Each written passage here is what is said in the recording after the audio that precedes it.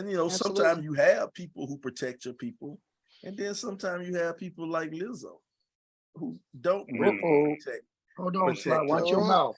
Do you see my name? You watch your mouth. Let me get on stream because he think I'm playing. Sorry to talk about your baby mama. You could have cleaned that segue up a little bit. You watch your mouth. I'm sorry to talk about your baby mama like that, man. I'm gonna let you host the show, but you ain't gonna just badmouth her.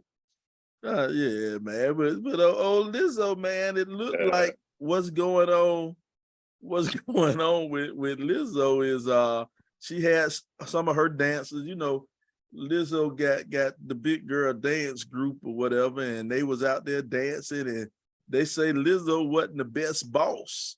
That's the word on the street. She wasn't the best boss, man. Lizzo was mean to them when they was in their training and they was in their rehearsals, and her dance leader or whatever, whoever was their choreographer, she was kind of mean to him. And then they say Lizzo, they were in Amsterdam and they went to a strip club in Amsterdam, and one of the dancers, Lizzo, kept telling her dancers to touch the strippers. And, you know, the strippers didn't want to be touched. You know, everybody ain't Mr. Lucky's. Everybody is. I'm about to say, what strippers you talking about? You know, and then they said that Lizzo and her choreographer or whatever, this is all allegedly because we don't know the truth. We don't know the truth, but they say they put a banana in one of the strippers' private areas, and she instructed her dancers to eat the banana out. Now I'm not gonna lie, that might be a show I want to see. So the stripper didn't want to be touched, but she let somebody stick a banana up in that thing. Yeah, that seemed a little. No, the dancers didn't want to touch the stripper, and they were trying to coax her into touching her. Like they even started like chanting her name and everything to get her to touch the stripper. So they was in Amsterdam. But you can't make me do nothing I don't want to do as a grown person. Yeah, that's awesome. Right. You can sit there and chant my name all day. Y'all just gonna be chanting names like I'm not touching her. Well, check this. I want y'all to think about it this way. These were Lizzo's dancers. So Lizzo's dancers are big girls. They chunky girls. So you got to think it ain't a lot of work for Lizzo dancers out there. It ain't like everybody asking, hey, can we get the fat girl to be our dancer on our tour? So it ain't a lot of consistent work for these young ladies. And if they're worried about getting that work and making money, if Lizzo tell them to eat a banana out of a coochie, they're going to eat that banana out that coochie if they want to keep on working. Y'all keep I thought about that. There's a difference in wanting to keep working and being desperate. And, right. Well, but they are desperate. But my thing is, you got to think, how many jobs are they out there for those dancers? I'm sure that they have some other way of providing for themselves. Let me ask you a question, man. You done watched a lot of music videos in your lifetime. Yeah. You ever seen a bunch of fat women as the star of the music video?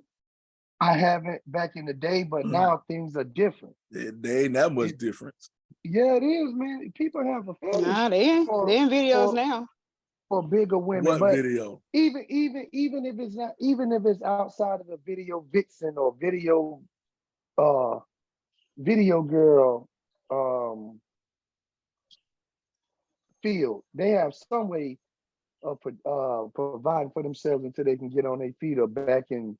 I'm not just gonna do something just because somebody is my boss or as a supervisor or authority figure at the job. I'm just not gonna do it. Well, this goes to another thing, like trying to be famous, like music videos, get on TV, movies and all that stuff. They're supposed to be something they do anything though.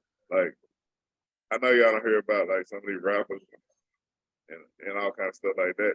Like guys doing like homosexual stuff just so they can get on.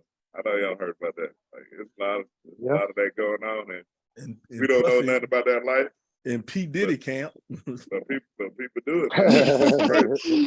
Go get that cheesecake from Midtown. The Brooklyn. Them folks do anything to get famous, man. And I be Yeah, looking you at right that about that, Chin. like the Wayans brothers, like the two youngest, Mhm. like in their little movies. I be like they dressing up like women, and they do whatever nasty thing they can think of to get laughed. I'm like, come on now, I ain't doing all that. because it's crazy though. It's sometimes though, man, you gotta have your pride and you gotta have your moral compass and your standards. And you just gotta let the fame come to you organically. You can't take no shortcuts to try to get this fame.